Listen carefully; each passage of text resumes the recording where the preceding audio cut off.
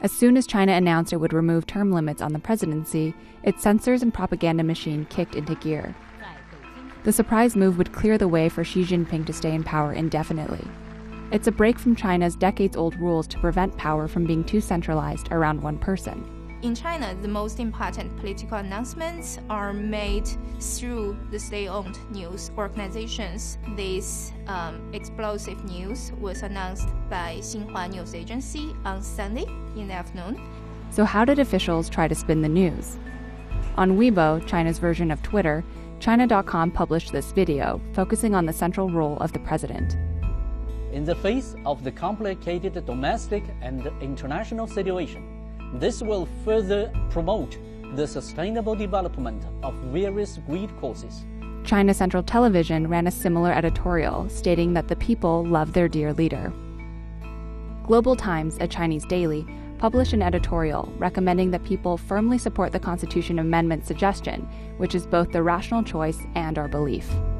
But the same day, it published an editorial that depicted the news in a softer light, saying the change doesn't mean that the Chinese president will have a lifelong tenure.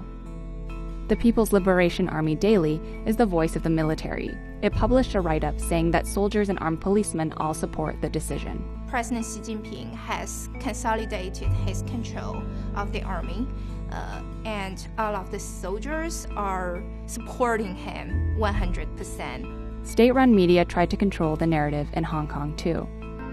That video was made by the Dai Kong Pao, that's a pro-Beijing Hong Kong newspaper.